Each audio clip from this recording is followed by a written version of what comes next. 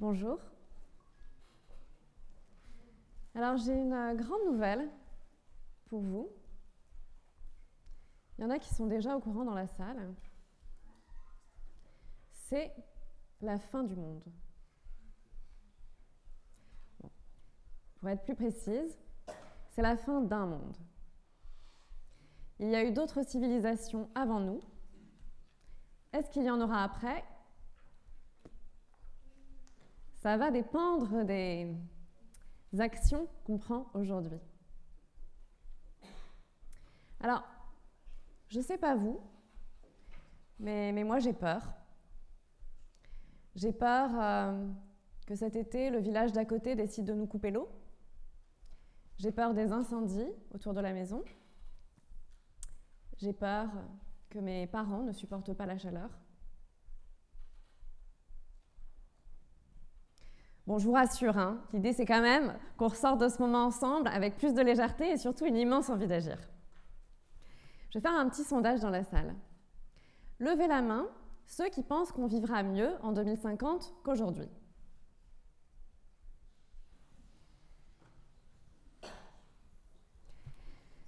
Levez la main maintenant ceux qui sont pessimistes quant à 2050.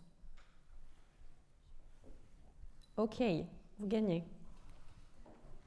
On va partir donc de ce ressenti-là, l'éco-anxiété, à savoir l'anxiété vis-à-vis des effondrements écologiques à venir. Avec le mouvement de mobilisation citoyenne qui s'appelle On est prêt, que j'ai lancé en 2018, on vient tout juste de sortir un programme qui s'appelle « Tu flippes, prendre soin de soi pour prendre soin du monde ».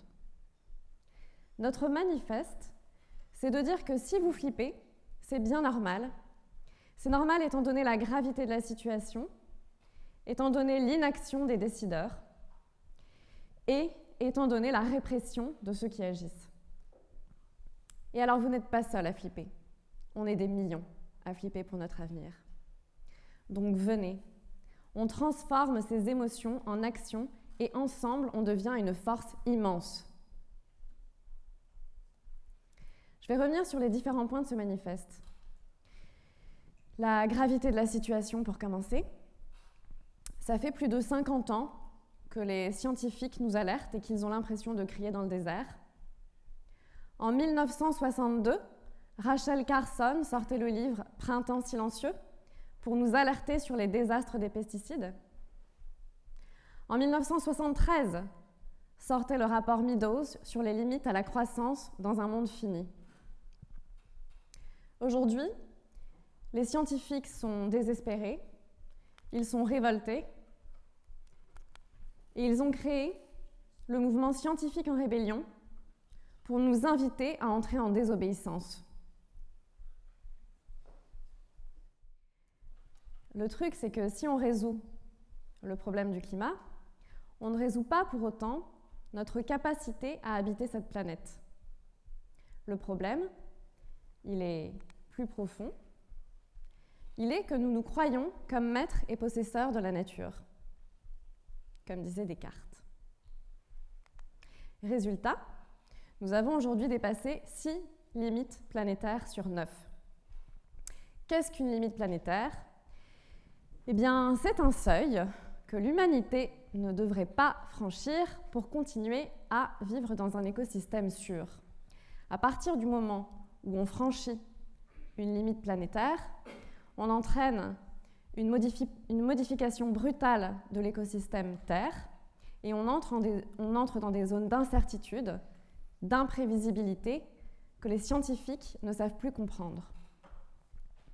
Résultat, aujourd'hui, en plus du climat, vous pouvez voir qu'on a dépassé la frontière de la diversité génétique, changement d'utilisation des sols, les nouvelles entités dans la biosphère, la perturbation du cycle du phosphore, de l'azote et de l'eau douce. Merci Descartes. Alors, cette fin d'un monde, elle ne va pas se faire en une nuit. Vous avez peut-être l'impression qu'elle est lente, qu'elle est invisible, et pour autant, elle a bien lieu, en ce moment même, ici et partout. Donc si vous flippez, c'est normal. Et la bonne nouvelle, c'est que si vous flippez, c'est sain. C'est sain parce que ça veut dire que vos mécanismes de survie fonctionnent. Et si nous sommes vivants aujourd'hui sur cette planète, c'est que nos mécanismes de survie ont bien fonctionné pendant des millénaires. Donc votre peur aujourd'hui, elle mérite que vous écoutiez ce qu'elle a à vous dire. Votre peur, elle peut être votre meilleure conseillère à condition qu'elle ne se transforme pas en angoisse et en panique qui vous paralyse et qui vous rend manipulable. Et alors, vous n'êtes pas seul à flipper. Aujourd'hui, 75% des Français éprouvent de l'anxiété liée à l'environnement. Et la bonne nouvelle, c'est qu'ensemble, on peut devenir une force immense. Selon les sociologues Erika Chenoweth et Maria Stephan, il suffit que 3,5% d'une population se mobilise pour renverser un système. Alors, renverser un système, c'est une chose.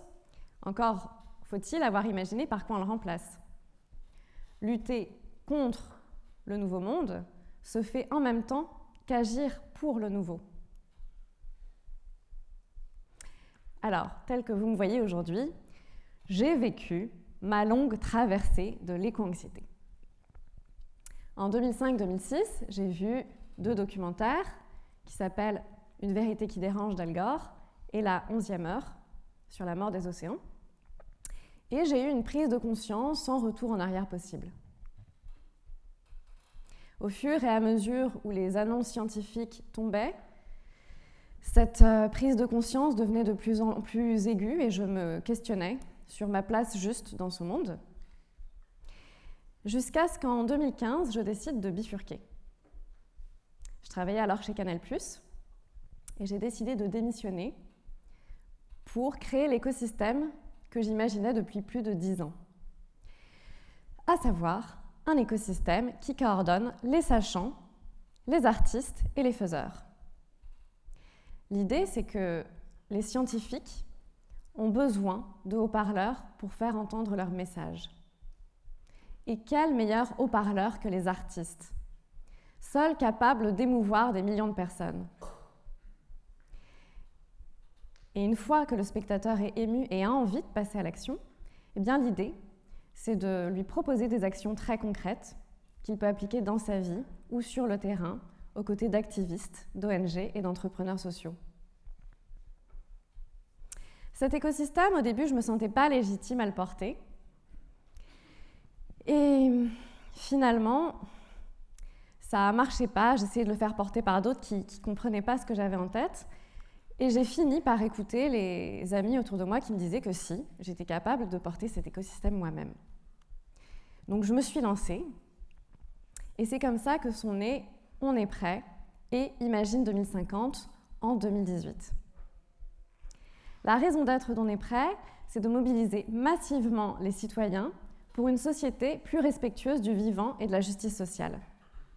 Et la raison d'être d'Imagine 2050, c'est d'accompagner les leaders culturels à prendre conscience des grands enjeux de société et les accompagner pour qu'ils incarnent ces nouveaux récits dont on parle tant.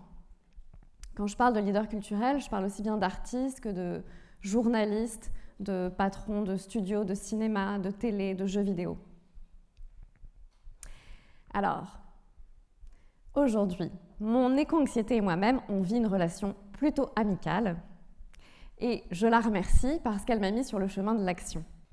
C'est grâce à elle, et aussi grâce à mon énorme amour de la vie, qu'aujourd'hui je me consacre à la métamorphose du monde via les imaginaires. Parce que pour créer un nouveau monde, il faut d'abord commencer par l'imaginer. Et alors pour imaginer ce nouveau monde, je m'appuie sur la théorie du donut de Kay Travers. Donc le donut, vous connaissez, j'ai vu que vous en aviez à la cafette. C'est donc ce beignet très appétissant avec un trou en son centre. Et le donut de Kay Travers prend en compte aussi bien... Oups, pardon, ça c'est la slide d'après. Vous n'avez rien vu? Prend aussi bien en compte les 9 limites planétaires dont je vous parlais tout à l'heure, que, en son centre, le plancher social nécessaire pour vivre dignement, à savoir pour tous l'accès à l'eau, à la nourriture, à l'énergie, etc. Alors est-ce qu'il n'est pas trop tard, vous allez me demander? Est-ce que c'est encore possible de créer quelque chose de nouveau? Eh bien oui, et c'est ça qui est super excitant. On n'est donc pas dans 50 Shades of Grey, mais on est dans 50 000 nuances de bleu et rouge. La question, c'est pas de savoir de manière binaire si on va y arriver ou pas. La question, c'est de savoir ce qu'on va réussir à sauver. Ce que vous allez réussir à sauver. Où est-ce qu'on va placer le curseur sur ce code-barre du climat? Où est-ce qu'on va passer le curseur en termes de biodiversité? Où est-ce qu'on va placer le curseur en termes de protection des océans?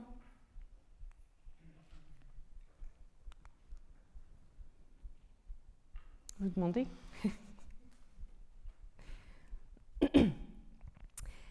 Alors, tout à l'heure, je vous parlais de la peur. Il y a quelque chose qui s'appelle l'effet tunnel, qui fait que plus on a peur, plus le champ de vision se rétrécit et plus on a l'impression que les possibles diminuent. Et à l'inverse, plus l'imagination augmente et plus le champ de vision s'ouvre et la peur diminue. Parmi les deux régulateurs les plus puissants de la peur, il y a le lien humain et l'imagination. Le lien humain parce que plus vous avez d'alliés à vos côtés pour faire face à une menace, plus vous vous sentez fort et plus la peur diminue. Et les alliés, ce sont des personnes avec lesquelles vous partagez un récit commun. C'est Rob Hopkins qui dit dans son livre « Et si ?» qu'à partir des années 90, notre potentiel à imaginer a commencé à dégringoler, alors même qu'aujourd'hui, on n'en a plus que besoin jamais. On a aujourd'hui besoin de cette imagination collaborative pour 1. Prendre conscience de ce qui se passe, imaginer des solutions à la hauteur des enjeux et se mettre en mouvement vers ces solutions. Je vais vous donner des exemples de la puissance de l'imaginaire, pour le meilleur ou pour le pire. Je commence par le pire, par vous parler de Edward Bernays, qui est le neveu de Freud et qui, dans les années 20, a posé les bases du marketing contemporain en s'appuyant sur les théories de son oncle. En 1929, une grande marque de cigarettes lui demande de réussir à faire fumer la moitié de la population, à savoir les femmes, alors que c'est très mal vu à l'époque pour une femme de fumer. Et alors ce que fait Edward Bernays, c'est qu'il organise un grand défilé très médiatisé à New York avec des mannequins qui ont dans une main une cigarette et dans l'autre main un panneau « Torches of Freedom », les flambeaux de la liberté. Bernays avait compris que la cigarette était le symbole du pénis masculin et donc de l'émancipation de la femme. Le lendemain, la mode était lancée. D'autres exemples. La série Le jeu de la dame a déclenché un véritable engouement chez la gente féminine pour le jeu des échecs. La série Le bureau des légendes a fait exploser le nombre de candidatures pour devenir agent secret. Et certains se disent que Barack Obama et Volodymyr Zelensky doivent en grande partie leur élection présidentielle aux séries 24 heures chrono et Le serviteur du peuple. Un autre exemple que j'affectionne tout particulièrement, c'est qu'il y a quelques mois, des scénaristes sont venus nous voir pour nous demander de les accompagner sur une histoire de blackout. Ils n'avaient que des images de guerre civile qui leur venaient en tête. Et ce qu'on a fait, c'est qu'on a choisi au contraire de les accompagner pour nourrir des scènes d'entraide. Et des scènes qui ont réellement eu lieu. Et si on l'a fait, c'est justement pour nous préparer, lors des catastrophes, à agir avec solidarité, en nous tendant la main les uns les autres. On parle beaucoup de nouveaux récits aujourd'hui, mais on a encore quelques difficultés à les incarner, donc on a fait un travail assez colossal de synthèse de scénarios prospectifs, c'est-à-dire de scénarios d'anticipation, faits par des experts pour regarder quels étaient les points de convergence et les points de divergence entre ces rapports. 3 grands scénarios se sont dégagés. Le scénario business as usual, le scénario la technologie va nous sauver et le scénario de la sobriété. Vous vous doutez peut-être que les deux premiers scénarios nous envoient dans le mur et que seul le scénario de la sobriété est viable et nous permet de continuer à habiter cette planète. Bon, alors quand je parle de sobriété, je ne parle évidemment pas d'alcool, hein. Et alors aujourd'hui, on a besoin des artistes et des médias pour nous aider, à montrer en quoi cette sobriété peut être désirable. Après la Seconde Guerre mondiale, les Américains ont réussi à nous faire désirer un American Way of Life. Et aujourd'hui, nous pourrions créer un Ecological Way of Life. Un mode de vie où nous visiterions notre rapport à la réussite sociale, à ce qui nous rend véritablement heureux. Est-ce que c'est vraiment la consommation qui est capable de nous rendre heureuses? Non, il y en a une qui dit non là. Et si les artistes prenaient une société de l'être au lieu d'une société du paraître? Et si les artistes prenaient une société du soin, des liens, du lien à soi, à l'autre, à la nature? Et si nous revisitions notre relation au sauvage? Alors, dit comme ça, tout ça, ça peut peut-être paraître un peu bisounours de prime abord, mais je crois véritablement que c'est ce qui nous permettra de passer de l'éco-anxiété à l'espérance en mouvement, pour reprendre le terme de John Amacy. Et j'ai une bonne nouvelle pour vous, c'est que l'action collective, au service d'un récit collectif, ça marche. Et ça peut générer des victoires et donc faire un bien fou. Premier exemple. Avec la première campagne On est prêt, on a réuni 130 influenceurs qui ont mobilisé leur communauté sur leurs réseaux sociaux pendant 1 mois, ce qui a permis de toucher des millions de personnes.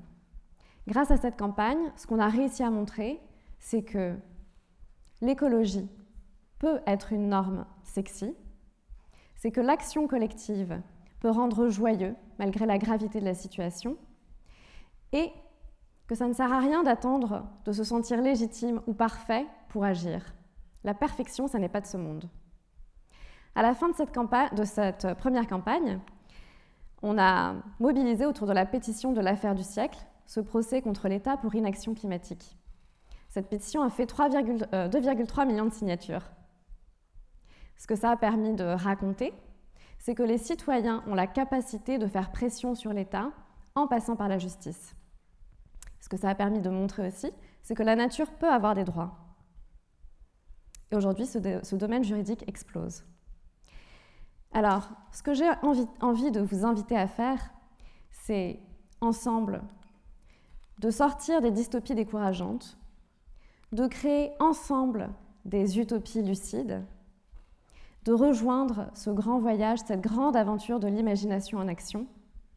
Et tout à l'heure, je vous disais que la question, c'était pas de savoir si on allait y arriver ou pas, mais que la question, c'était de savoir ce qu'on allait réussir à sauver, ce que vous alliez réussir à sauver. Et bien maintenant, j'ai envie de vous demander qu'est-ce que nous réussirons à imaginer ensemble. Merci.